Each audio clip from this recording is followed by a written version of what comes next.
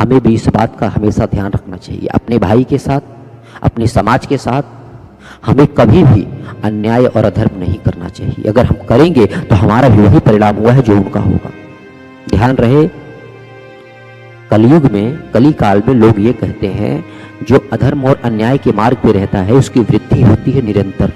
ये हमारा भ्रम है, ये हमें अपने दिमाग से निकाल देना चाहिए। धर्म पहले भी वही था और आज भी वही है। हाँ, ये है धर्म की तुलना में अधर्म बढ़ गया है, इसलिए हमें धर्म लोप होता दिखाई देता है, किंतु धर्म लोप नहीं हुआ है। धर्म जितना था उतना है। हानि धर्म की नहीं होती है। धर्म जितना पहले था उतना आज भी है, बस धर्म की तुलना में अधर्म बढ़ गए, इसलिए लोगों को अधर्म बढ़ा हुआ दिखाई देता है। जाहिर सी बात है, नाश जो होता है ना, अधर्म का ही होता है, धर्म का नाश कभी नहीं होता। इसीलिए जो व्यक्ति धर्म की राह पकड़ के चलता है, धर्म का मार्ग पकड़ के चलता है, वो एक पल के लिए परेशान हो सकता है, भटक सकता है, परेशान हो सकता है, किंतु अपने मंजिल तक ना पहुंचे ऐसा हो नहीं सकता। उसे सफलता अवश्य मिलती है, अपनी मंजिल तक वो जरूर पहुंचता है, क्योंकि लक्ष्य को प्राप्त करना उसके लिए एक सहज कार्य हो जाता है, क्योंकि उसने धर्म की दूरी को धारण कर रखा है।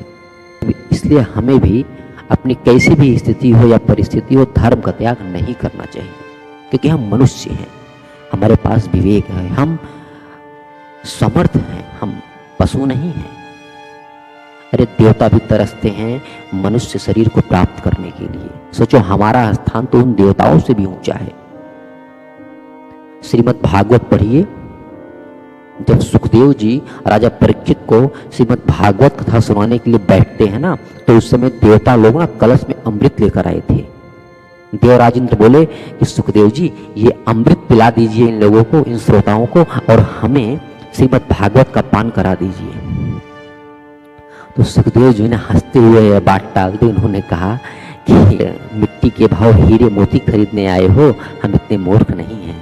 देवराज इंद्र, आप प्रणाम कीजिए और चलते बनिए। भैया, हम जहां हैं ना, ये हमारा पद बहुत ही ऊंचा है, बस हमें समझने की देरी है। अरे ये जो नर शरीर मिला है ना, ये एक ऐसा रत्न है कि जिसका कोई मोल नहीं है, कोई मोल नहीं है। अब समझ लीजिए कि वेद और पुराण कहते हैं यदि हम इस शरीर का सदुपयोग करें ना, तो इस शरीर से हम ईश्वर की प्राप्ति कर सकते हैं। वह ईश्वर अनादि है, अनंत है, अविनाशी है, जिसकी कोई सीमा नहीं है।